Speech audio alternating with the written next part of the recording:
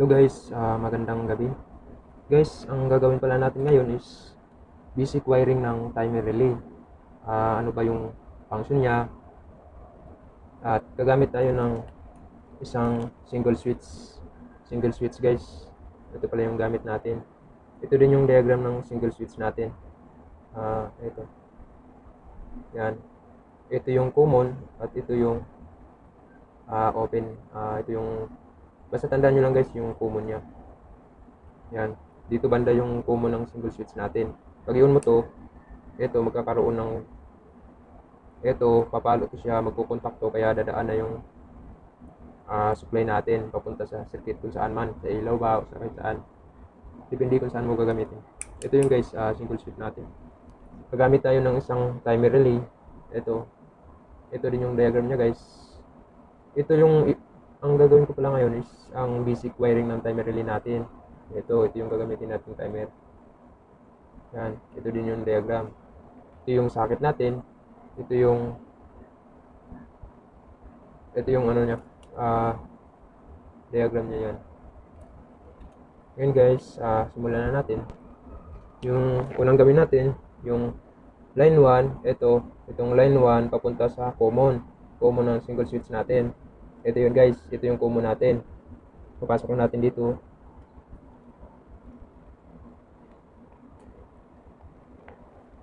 Yan.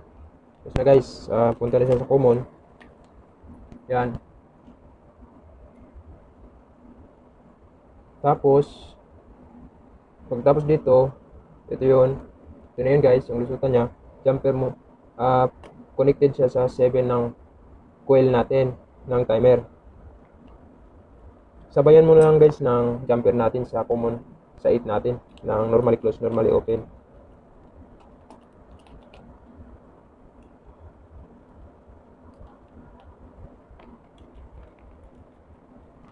Ito guys, tandaan nyo lang guys, 6, 5, 4, 3, 7, 8, 1, 2. Ito yung coil natin.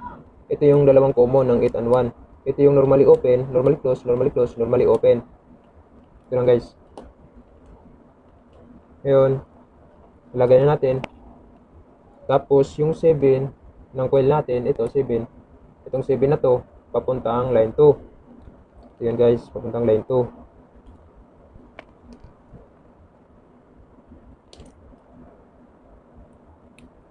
Line 2. Tapos, di ba yung line 2, jumper mo dito sa X2 ng ilaw natin ng green. Ito.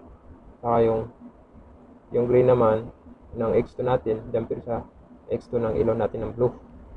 So guys, para magkaroon naman siya ng supply sa line 2, yung ilaw natin.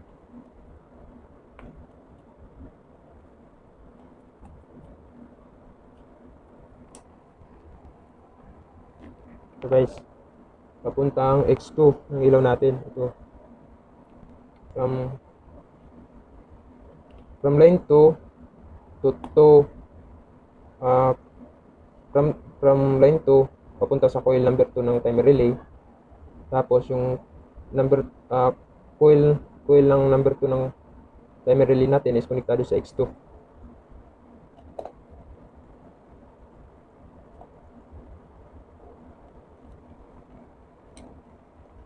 Guys. Okay na guys.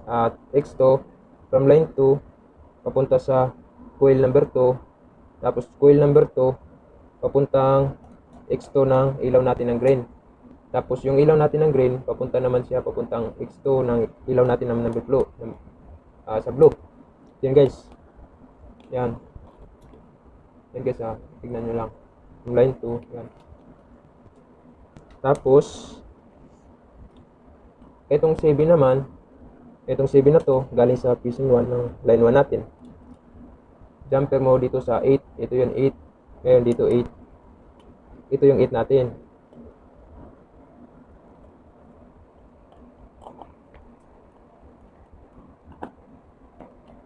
Yan, nakajumper na. Yun na guys, 7 to, tapos yung 8, nakajumper na siya sa 8 para sa magkaroon siya ng common papunta sa normally close, normally open. Yan guys, yung normally, ito, 8, 5, yung sa ito, yung normally close natin ng number 5. papuntang ilaw ng X1. 5 normally close, papuntang X1. Ito yung guys, ito yung X1 natin. May nilagay na akong wire papuntang X1.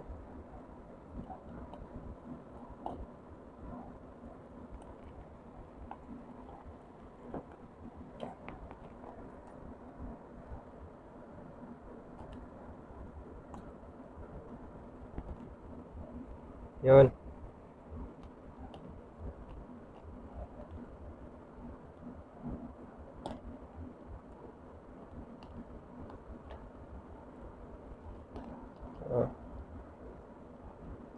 Yun. Guys. Ano guys, putang common sa 8, lusot dito sa normally close ng number 5, papuntang X1. So guys, papuntang X1. Ngayon, natapos na tayo sa normally close natin dito. Dito naman tayo sa normally open. Ito, normally open to guys. Number 6. 6 papuntang X1. Yan guys.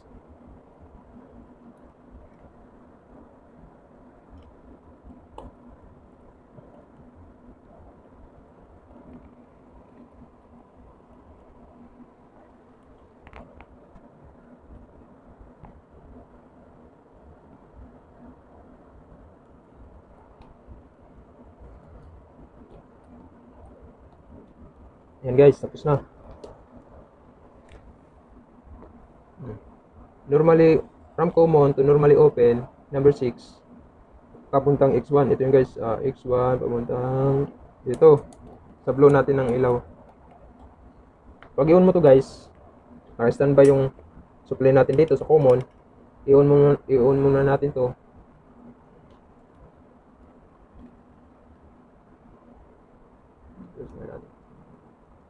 Yan. Dito guys, kailangan muna natin i-on to yung i-on natin tong single switch natin. Tatakbo yung supply natin dito. Standby muna siya dyan. Dito sa common. Papasok siya dito. Magkakaroon ng supply yung timer relay natin. Kasi yung X to kasi, yung to, dito, yan. Jumper na yan. Kaya pag i-on natin to, gagana agad yung timer natin. Tapos, papalo yung, kasi may nakajumper ako ditong common para sa 8. Papalo agad itong normally close. Ibig sabihin, iilaw agad to. Yung normally close, iilaw agad itong green. Yan guys, pag ma-reach na yung oras na nilagay mo sa settings ng timer natin, kung anong range ang nilagay mong segundo ba o seconds ba o minuto.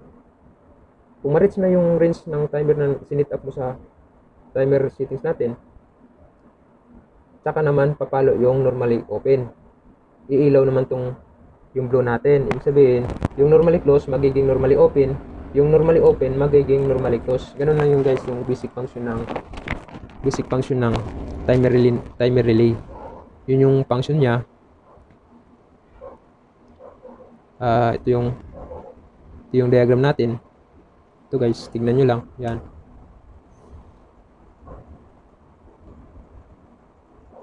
Yan. I-on mo yung breaker, standby yung supply natin dito habang hindi pa natin ito i-on, hindi pa makatagos yung supply natin dito. Pero yung line 2 natin na neutral is naka-standby na din dito. Yan. Pero hindi pa tatakbo yung ilaw natin, hindi pa tatakbo yung supply natin dito kasi nandito pa lang kasi naka-off pa yan. I-on muna natin to, magiging normally open, magiging normally close to, tatakbo yung supply natin. Gagana to kasi naka-standby na yung supply natin dito. Gagana yung timer natin ngayon, tatakbo siya dito. Gagana agad yung normally close, iilaw agad yung green natin. Tapos pag ma-reach na yung settings na kung anong oras na nilagay mo dun sa timer mo, ito yun guys, kung anong segundo yung nilagay mo dyan, saka naman papalo tong normally open, magiging normally close to. Ito magiging normally open. Mamamatay to pag ma-reach na yung oras na nilagay natin, mamamatay tong green na lamp natin, iilaw tong blue kasi babalik, magpapalit yan guys. Kaya ito yung basic function natin ng timer relay natin. Pag i-on mo to agad, gagana yung normally close, iilaw agad yung green. Ngayon pag ma-reach na yung oras, saka na iilaw naman yung blue, mamamatay yung green natin. Ganito lang guys yung basic function natin ng relay, timer relay. So guys, ngayon paganahin na natin.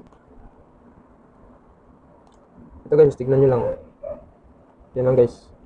Gumamit ako ng single switch guys para may switch man lang tayo kasi pag iwan ko agad yung breaker na yan, parang pangit tignan. Kailangan mo ng meron tayong switch na nakadepende sa switch natin. Yan guys. Ito yun guys. Ito yung diagram ng timer relay natin. Bali ito yung common niya. Ito yung line 1 natin, yung 7. Ito yung line 2 natin. Ngayon guys, ginamper ko dito sa 7 para magkaroon ng common tong number 8 natin para magkukumpleto to yung 5, papalo yung 5 natin at saka yung 6. Ito na guys, tandaan.